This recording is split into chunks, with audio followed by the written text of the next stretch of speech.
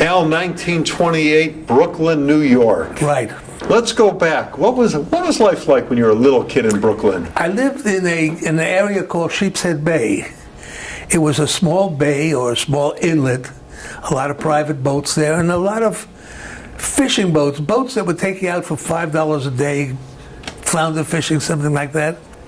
I have a funny story about that. These boats were about 80 feet long, very low to the water. The only thing sticking up was the pilot house.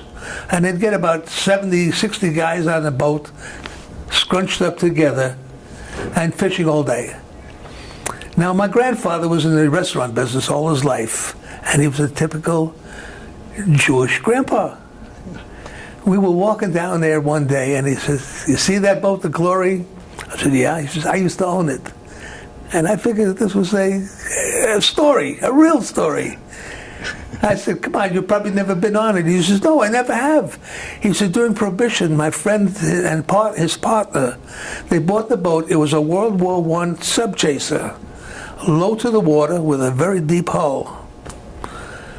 And they got a crew, and the crew would go 13, 14 miles out to sea, meet up with this ocean liners going to Cuba. In those days, you could go to Cuba. And they'd offload scotch and whatever whiskeys they could, Irish whiskeys, and he'd bring it into Sheepshead Bay at night. So that was my grandfather, the bootlegger. He once told me a story. He had, somehow or other, they had some wine that went sour.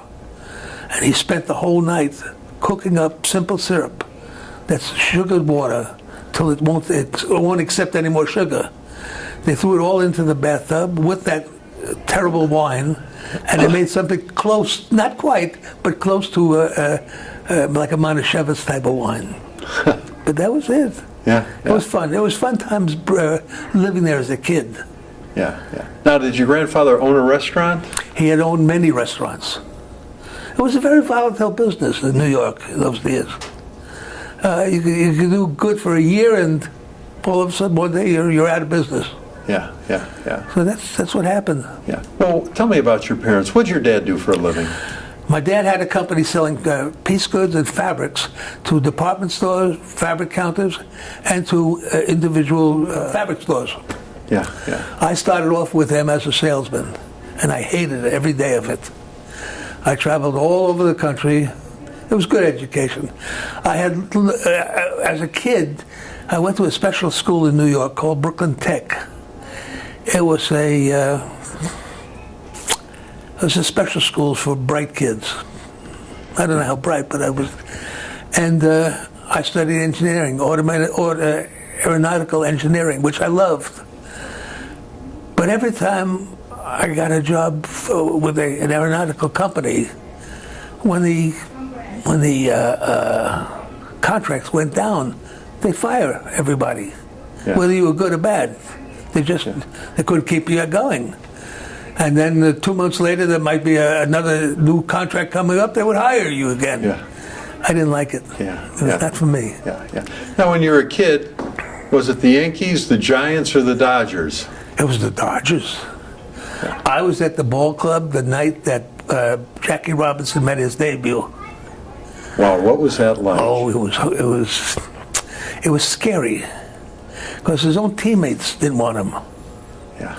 And he showed them that he was a better man. Yeah. It was interesting times. Yeah. We could go to the ball game on a Saturday for, I think it was 50 cents to get in. And hot dogs were a nickel or a dime or something like that. It was neat. Yeah. It was fun for a kid. Now, when you went to the ball game and saw Jackie Robinson's debut, did you understand the history you were witnessing? Not really. I can't recall what 40s. Well, yes, I did.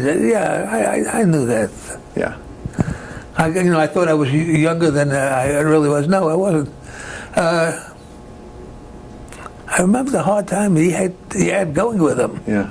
Because when they went out on the road, it was terrible. He was over there in a hotel room by himself, where all the other guys were in a better hotel. Yeah. It was not good. Yeah. And what about the Giants? Were you a Giant fan? I wasn't a Giant fan, no. So it was the Dodgers. So did you go to the ballpark as a kid a lot? Yes. Do you remember some of the other players? Oh, yeah. Pee Wee Reese, and I remember him. Your grandfather that you were talking about with the restaurants, was that your dad's dad? No, that was my mother's father. And what about your grandma on that side? She was a very interesting woman. She came from Romania, as did Grandpa. But as a young girl, she worked for the royal family as a dressmaker. And she was always fantastically handy. Did you ever hear of a company called Lily Rubin? Of course. Very expensive. Well, she was the beginning with Lily Rubin in the United States. Excellent craftsman. In fact, her brother was a craftsman. He built the top of the Eiffel Tower. Wow. The metalwork, the sheet metalwork. Did they ever relate that experience to the family? The family knows. Yeah. But what did he say about it? Oh, him? No, Yeah. I've never met him. Yeah. I think he stayed in Europe. Yeah. He probably was gone. Yeah. But it was interesting. Yeah. And what about your grandparents on the other side? My grandfather died, I was about 7 years old, 1935. My grandmother never remarried. She had 4 boys, and they supported her all her life. That woman came to the United States and married, and they lived in Malden, Massachusetts. And she never had a European accent, Wow. never had a Yiddish accent. The only thing she was a confirmed Yankee, a Bostonian accent. Now, your grandfather passed away. Do you know what he did for a living? No, I don't.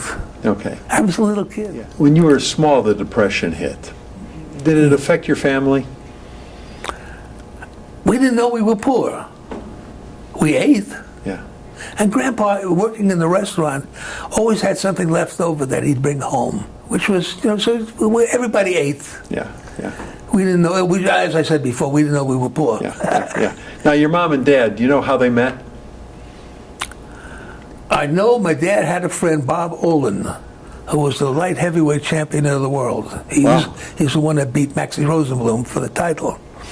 He knew my mother and he knew my dad separately, and he brought them two together, and in 6 weeks they got married. Now, what was your dad's connection to this heavyweight boxer? They were friends from Borough Park. Borough Park was a predominantly Jewish area of Brooklyn. What was high school life like for you? And where did you go to high school? I went to a school called Brooklyn Tech. It was a school where you had to have a certain grade average to take a test to qualify to get into the school. And there was just a certain amount of kids that could get in,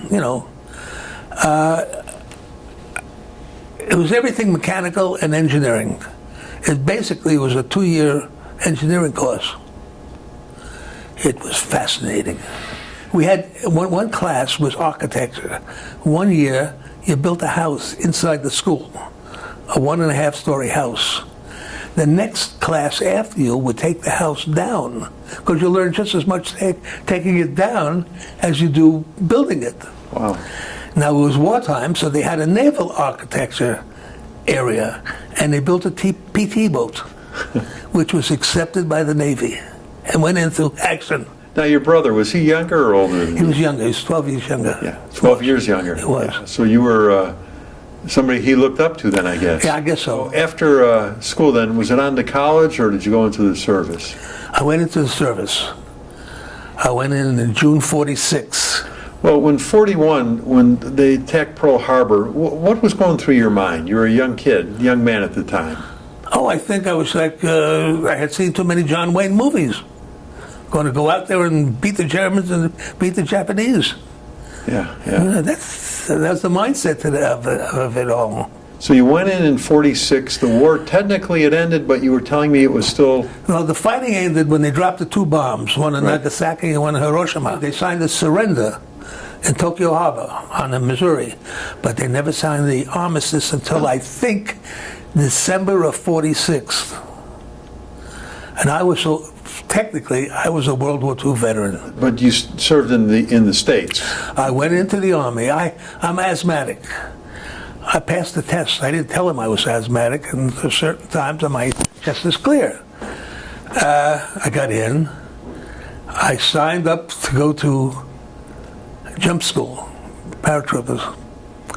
They sent me to Fort Benning, Georgia. First they sent me to Fort McClellan, and I told them I had signed for paratrooper. They sent me over to Fort Benning. I was there a couple months, and I got a horrendous asthma attack. They put me on a bus, sent me back to Fort McClellan, and put me in the hospital at Fort McClellan, and that's where I was discharged from. Yeah, okay. And where did you meet Dottie? We lived out on Long Island, and my friends and family lived in Brooklyn, which was only 10, 15 miles away. I was coming into Brooklyn one day. My friend called me up, one of my Brooklyn mates, said he met one girl, and she's bringing her girlfriend. We're going to get together that day, that Sunday, whatever it was. And that was this cute little redhead, and that was Dottie. And it's been 62 years. Tell me about that first date. I can't remember. I really can't remember. I know we had a good time. We had fun. But it's a long time ago. Yeah. Dottie and I were slated to get married October 28, 1951. The week before Labor Day, I got orders to report for a pre-induction physical. No, I'd been in the Army already. I went downtown New York to the building that's specified, and as I walked in, I had papers in my hand. I said, "Sergeant, you should get online." But he says, "Get online, don't talk to me. I can't talk, I won't talk, get online."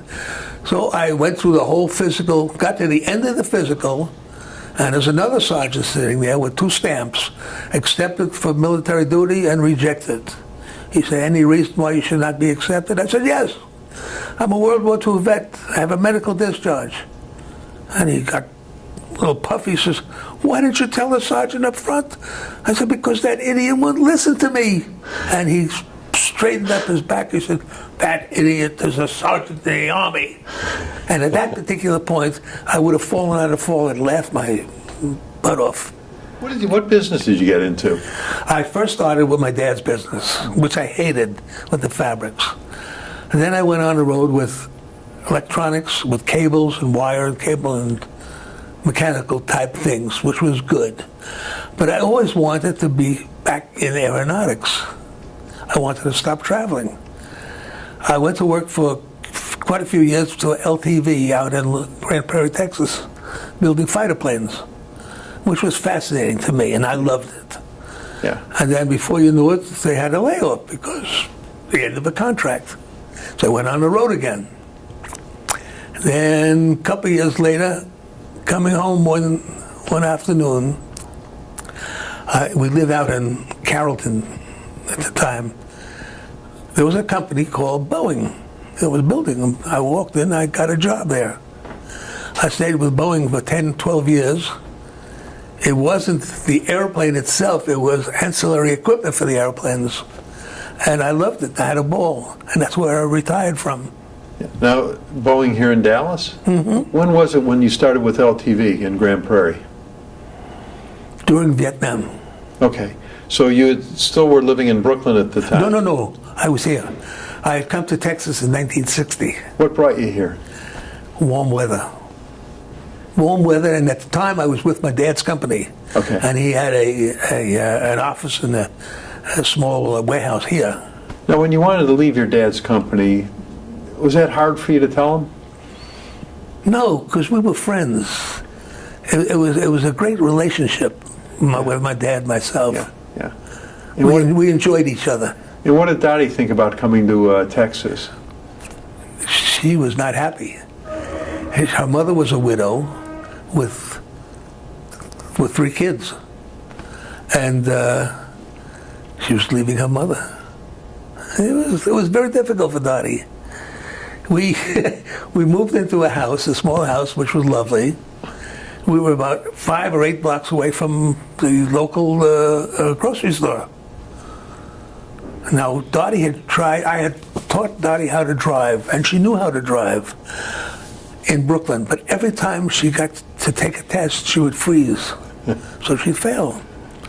And I was on the road, and I was coming home on the weekends. I found an old Plymouth. It must have been a 1950 Plymouth, and I'll never forget, it had a hole in the floor. And I always said you could look for money on the floor, but she started to drive that because there was nothing else. She had to. And we met another couple, and the other woman took her out driving also, and she finally passed, and she's been driving all these years. Now, were your kids all born in Texas? No. Shelley was 9 and Karen was 5 when we got here. Okay. Okay. Happiest time in your life?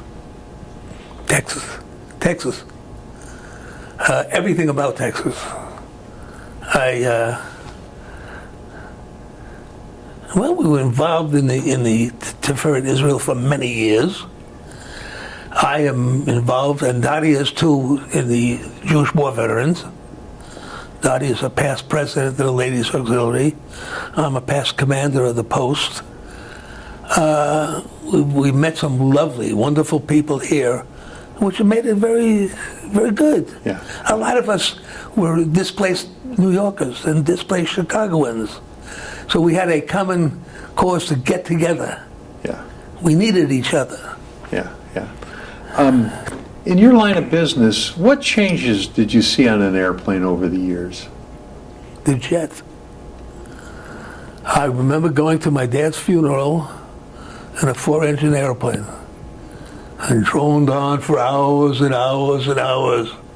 And made the same flight in 3 hours, or less than 3 hours, and in a jet. Yeah, yeah. So that's been the biggest improvement. That's a big off, yeah. Oh, yeah. Yeah. Now, in your lifetime, was there an invention that came along, something else that you looked at and said, wow, how did we ever get along without that? Computers. And I still don't know what I'm doing. Oh, I can turn it on, I can send a message and this. I spent a couple hours with my grandson who walks into the house and the computer sees him and says, anything you wish, master. But he's 30 years old. Yeah. He was brought up with computers. Yeah. Now, in your lifetime, you've lived through so many momentous occasions. As a young child, of course, the Great Depression, World War II, the Vietnam era, President Kennedy assassination in Dallas.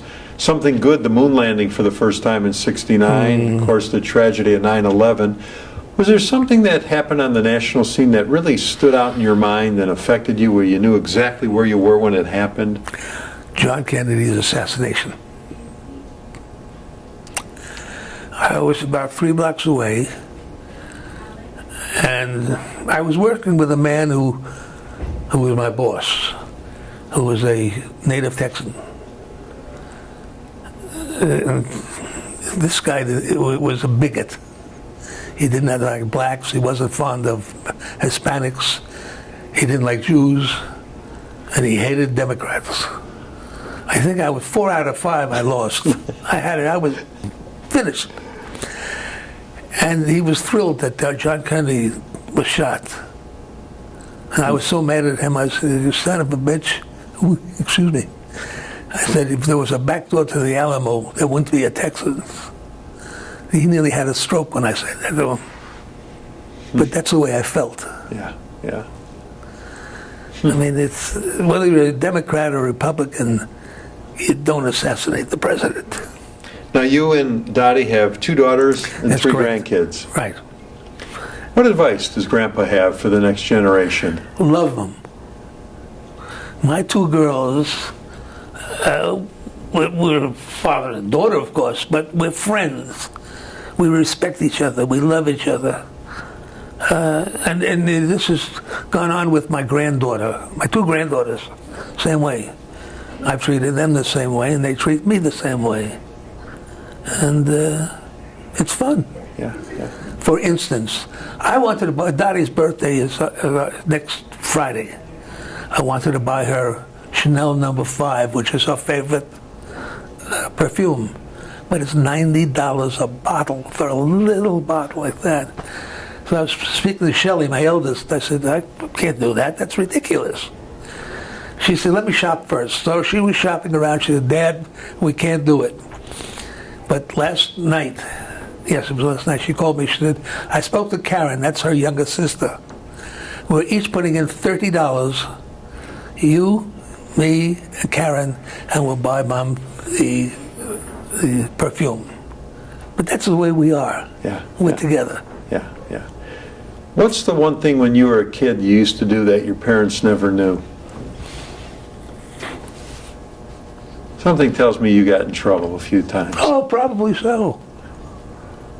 When I went to Boy Scout meetings, we'd go to the local candy store, and for a penny or 2 pennies, we'd get a couple cigarettes and a match.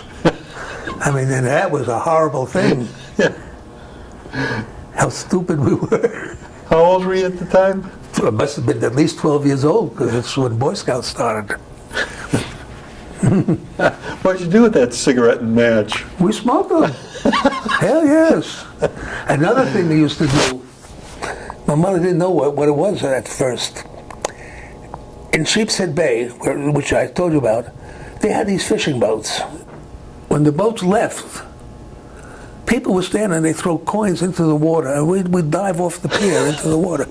So I'd have a string of black over here and black over here from the oil and the gunk. It was stupid. Yeah. We were kids. Yeah, yeah. But you made money. Oh, probably a quarter. Yeah.